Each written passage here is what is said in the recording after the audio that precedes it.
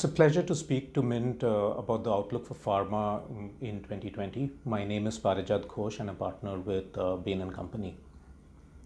The past few years for the sector have actually seen it facing a number of adverse challenges from a few different directions at the same time. There was pricing pressure from the US as the channel consolidated there. There was margin pressure in India. And there was, disruption across the value chain, both because of regulations, increased scrutiny, as well as new business models. The net impact of all of this, as we've spoken to people, is that growth fell off by a few percentage points.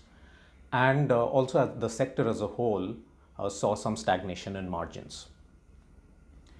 Going forward, we believe that the growth prospects of the industry are still fairly attractive. Speaking of India, as a country, we have to become healthy as we become wealthy.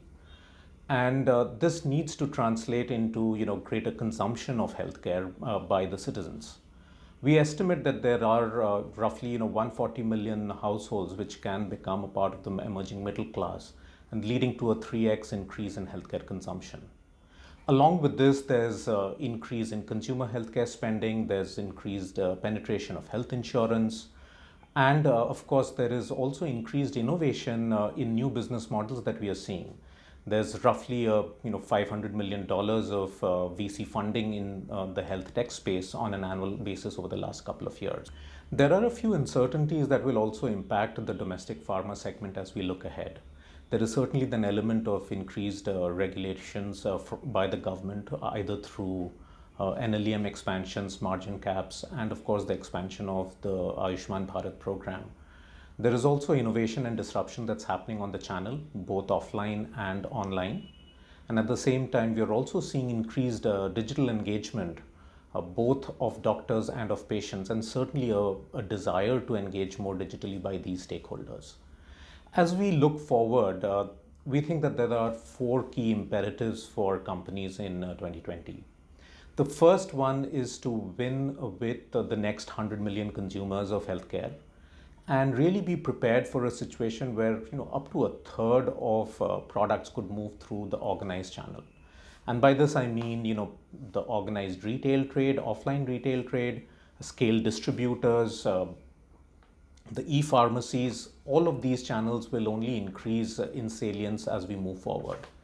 The nursing home segment, especially as Ayushman Bharat scales up, will also become an important segment and will need more organized plays there. The second imperative is really going to be in terms of increased digital engagement with both doctors and patients. Pharma has been a laggard in this respect so far, and the experiences of consumers, and that includes both doctors and patients, are really shaped by their experiences with other sectors. Pharma will have to invest in terms of coming up to speed with respect to changing the front end and really making it much more digitally enabled. The third is really in terms of investing behind consumer healthcare. India is really nearing the inflection point in the S-curve where it can end up becoming a significant part of the opportunity. Again, we estimate that consumer healthcare could end up becoming a third of the profit pool for pharma in the coming years. However, capitalizing on this opportunity is easier said than done. This needs a different set of mindsets and skill sets, and this is something that pharma will have to face going forward.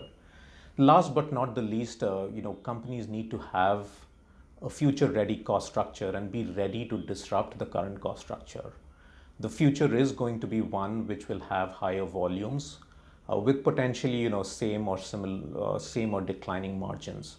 And pharma, like other sectors, will have to use tools like zero-based budgeting and zero-based redesign to simplify operating models, simplify core processes, and really look at eliminating wastage from the current system. Thank you.